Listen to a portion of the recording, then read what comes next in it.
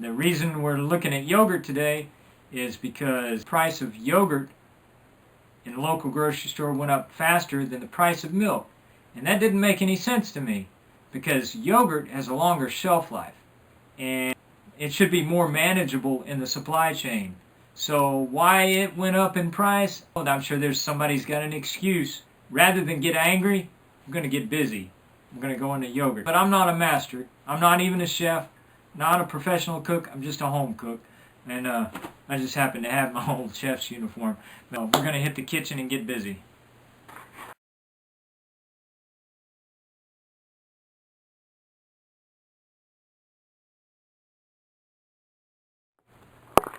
There is one important point, not that there was no significance to the culinary arts training. My mom, what I did with my mom really is where this came from. Okay, to begin with, you want to have everything clean, as sterile as possible. This is a 1.5 quart enamel dish, and I've got another one, 1 3/4, and it works fine. And I suppose a 2 quart will work fine if you have that. This is just some store-bought plain yogurt.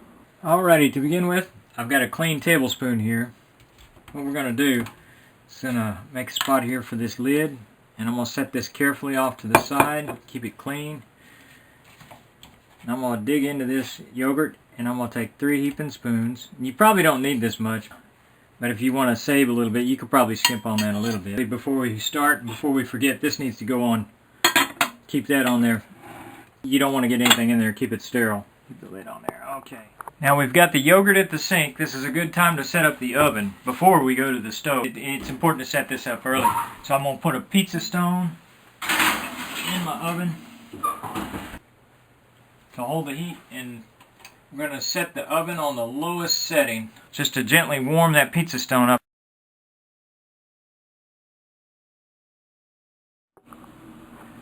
Now at this point, and the 4 cups of milk can just go straight in there. I've got some powdered milk, and I'm just going to add a little bit of powdered milk. That's optional. It'll work just as well, but this helps it firm up a little bit better. It makes your yogurt culture happy. Okay, now at this point, I've got a special whisk, and I always give it a little wrench, shake it off. Before I put the thermometer on there, I should do this first. I go in there and I mix it with the powdered milk. I actually think this works better for a couple of reasons. Let's get this thermometer back on there. Alright. Now I've got this special ladle. Throughout this 20-minute process, what I do is I continuously give the milk a little stir from time to time, and pour this over the thermometer, the stem of the thermometer, and make sure that my thermometer is not touching the side of the bowl. Again, you want to measure the temperature on your product, not your equipment. And if you take this ladle and just rub the back side of it on the phone, you can feel the bumpiness of the milk sticking to the bottom. But you don't want to stir that up, and whatever you do, you don't want to scrape it up. Leave it on the bottom. That's normal during scalding. It's a step above pasteurization. So, don't be afraid if you don't think you've ruined it if that little bit sticks to the bottom. Main thing is that you just don't stir it up. You don't want to scrape it up. But even without the thermometer, the way you can tell where you might be getting to where it's either sticking on the bottom, where you're in the scalding territory, is when the steam starts to rise off of the surface. So when you're getting steam, you're getting pretty hot. Now, when I say stir it, I'm not really stirring it like from the bottom. You don't want to touch the bottom. What I'm doing is taking the milk from the top, and I'm bathing it. Just keep the current flowing throughout. I'm just keeping the current going here. And I'm right at 200 right now, so I'm getting closer. So I turn the stove off. And this would be a good time. I'm also going to check the oven stone here. Yeah, that's plenty hot. I turn the oven off as well. And if your oven's over 140 degrees, go ahead and vent your oven as well. You can let some of that heat out. And what I'm going to do is I'm going to take this off the heat so we can shift gears. You don't have to be real exact on this temperature. You just don't want to get it above 200 degrees, and you don't want to overdo it. Otherwise you may have a problem. So I'm going to put this off to the side here, and then we're going to switch gears to move back to the sink.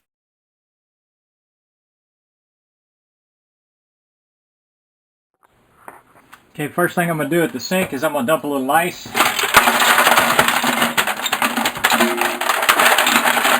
This is optional. You don't need that much ice. It makes it go faster. A little water in here. I'm going to bring this back over here now. I would. When you've got this in the ice bath, you want to continue to stir it. Again, don't scrape the bottom, but you want to keep the fluid circulating and moving. Otherwise, you'll cool off the pot, but the center will stay hot. So you need to you want a consistent temperature throughout your liquid. And always be careful when you're running water into your sink not to get the water into your milk. That's very important. At this stage, make sure that if you've got your thermometer attached, be very careful that the side of the sink does not touch your thermometer and knock it into your milk. If you overfill your sink, like I did here, above the milk, it'll cool down, but what will happen is your pot will start to float and it becomes more unwieldy. And what we're going to do here is take the lid off our yogurt, and when I'm down to, now I'm already down to 125. When I get down to 140, what I normally do is I take one ladle in there. Since I'm down a little cooler, I'm going to go ahead and put two. Is just give it just a little stir, to make like a slurry. When you get down to 125, you can start adding it faster. And when you get down to 120, at this point, I take my thermometer and rinse it in the water a little bit there, and then I'm going to wipe this off. This is important. I'm going to take a towel. You want to wipe this off. And the reason you do that is when you pour it in here, if you got all that water on there, it's going to come together and you're going to get water in your yogurt. You don't want to water down your yogurt. You want a nice clean pour, just like that.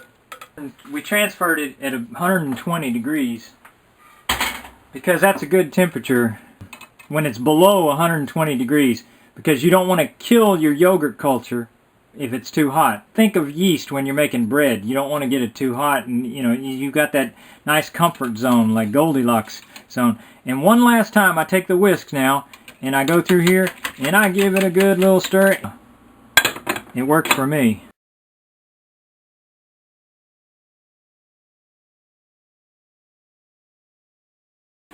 Now, back at the oven, we've got our pizza stone in the oven, and I'm going to place on top of that pizza stone a little hot pad. Just don't leave this in your oven and forget about it.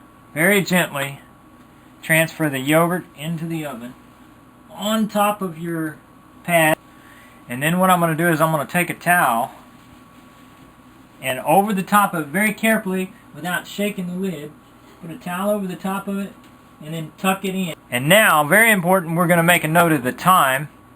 An alarm clock for 8 hours exactly. If you're in a northern climate or someplace where it's cold or in the wintertime, and you do this in the wintertime, you may want to turn your oven light on. The oven light will be sufficient, just like if you've ever seen chickens incubated from eggs, they use light bulbs for that. So, and I've tried it before. It actually warms up the oven quite a bit with the light bulb on there. You can get some heat. So if you're in a northern climate, I would suggest trying that. But the oven's off, everything's off, leave it alone. 8 hours.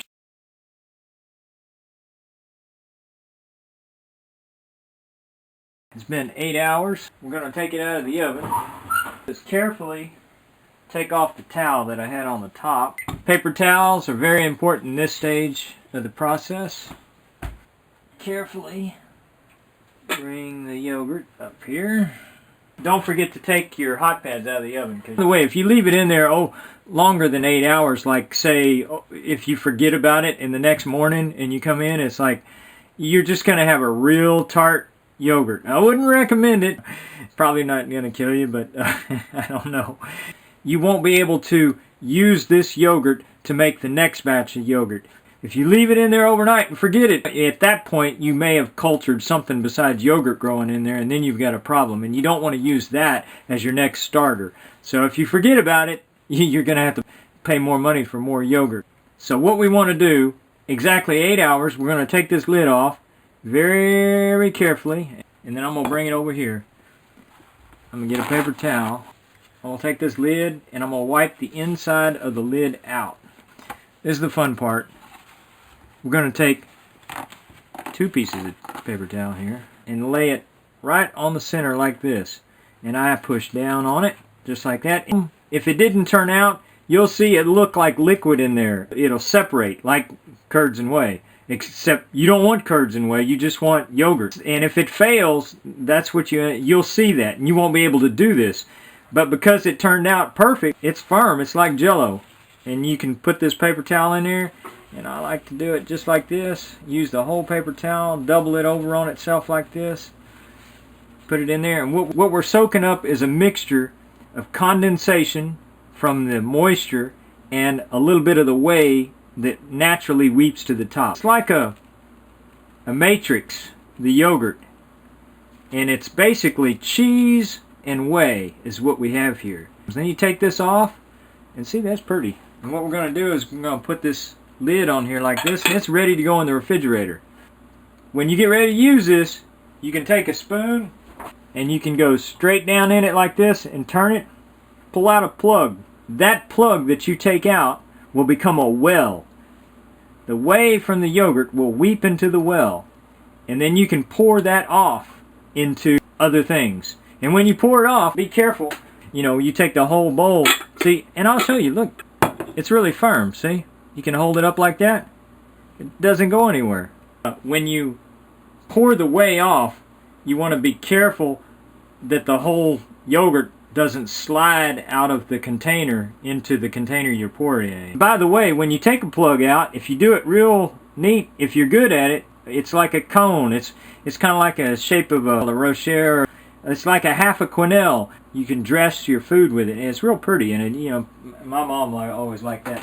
Stands up tall, and that's basically all there is to it. And then this goes in the refrigerator. It's a little warm, but it'll cool off. Put it in the top of your refrigerator, not in the bottom. Not in the freezer, but in the refrigerator. Because when you make it yourself, you're making it for you, you're making it for your mom, your family, or whatever. You get what you want. You make it how you like it, and put your heart into it, and you'll get something really good back. I'm not even a chef. I'm not even a cook. I'm just a home cook. But anyway, that's all there is to it. I hope this helps you, and I hope you do good, and I hope somebody makes some yogurt out of this and save some money. Yeah.